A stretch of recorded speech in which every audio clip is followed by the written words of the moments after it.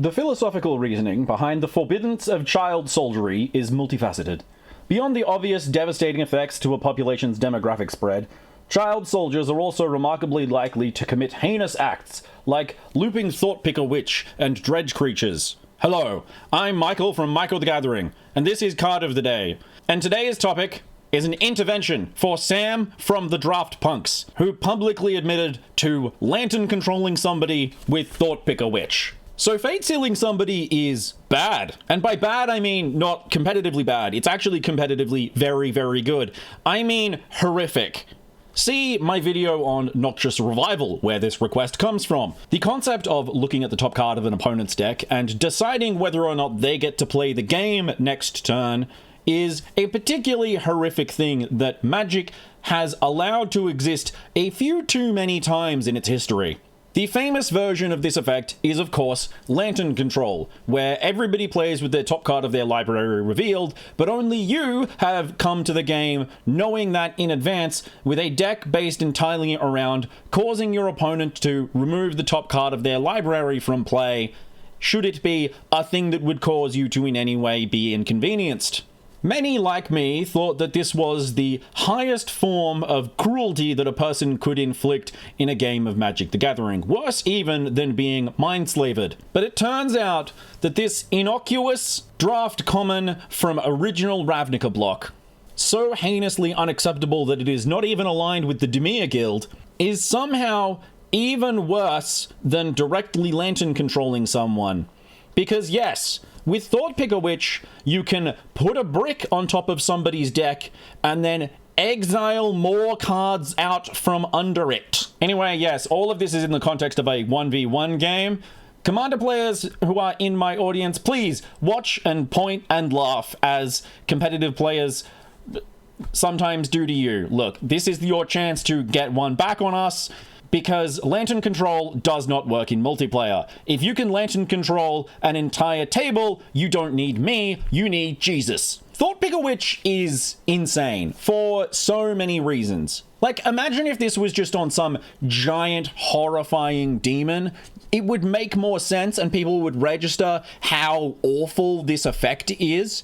But no, of course, Thoughtpicker Witch is on a 1-mana 1/1, so you can play it on turn 1 if you're an idiot. No, the purpose of Thoughtpicker Witch being a 1-mana 1/1 is that you can build up the entire combo in your hand and play it all out in a single turn. Because on top of being a 1-mana 1/1 with a 1-mana sacrifice effect, it doesn't need to tap. Yeah, you can use Thoughtpicker Witch as many times as you really want to, which means that if, say, you have one of any number of infinitely generating or recurring mana and or creature combos, you can just mill somebody out with Thoughtpicker Witch. Again, a thing that would be entirely avoidable if this were, say, on a 6-mana 5/5 demon. Oh, and I'm sorry, did I say mill? I meant exile, because Thoughtpicker Witch doesn't mill your opponent out, it exiles cards from the top of your opponent's library, which means that if a deck has any sort of counterplay to being milled out, like, say, for instance, an Eldrazi Titan sitting in their deck, the mighty Eldrazi Titans are no match for this gangly piece of... And since I also recently got a comment asking for just a crumb of support for Pauper players, even though I don't really know much about playing Pauper, Thoughtpicker Witch is a common. And so is Mere Servitor. So you can assemble Lantern Control in Pauper if you're the kind of person who not only plays a format whose spirit has been fundamentally undermined by being an eternal format as opposed to having any sort of rotation ever, you can also just stop people playing the game entirely. A big part of designing any game, not just Magic, any game, is making it end properly. There are a lot of factors, but probably the biggest one is the game should end meaningfully as soon as somebody is out of the game. Realistically, before a player is entirely out of the game, there should be an opportunity for a player to sort of pounce on a moment of weakness.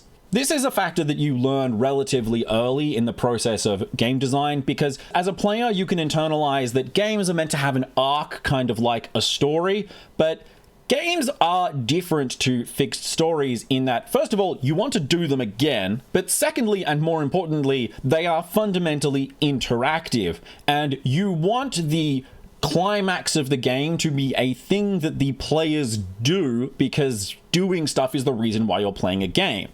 A good game should end early, or it should feel like it ends early, because if a thing ends early, then you're going to end up wanting more of it. Sort of like when I tell my viewers to hype and subscribe. Having to concede to end a game is a problem. Conceding itself, not a problem. There is a skill, especially once you get up to sort of tournament level Magic, where conceding can allow you to win future games more effectively.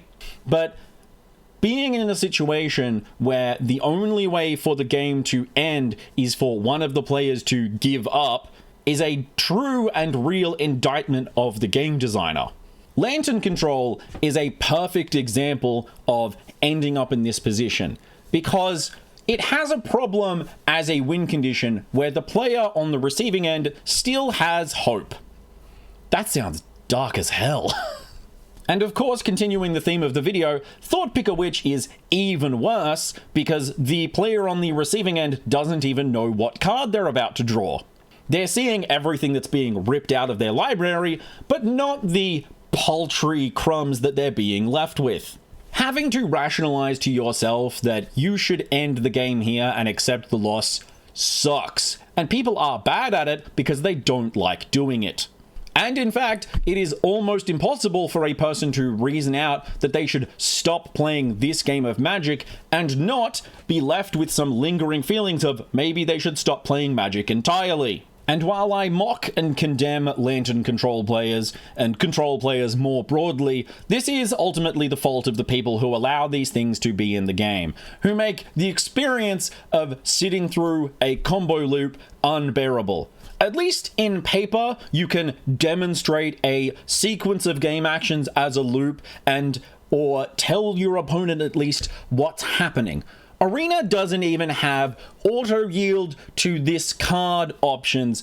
Please, WotC, for the love of Sarah.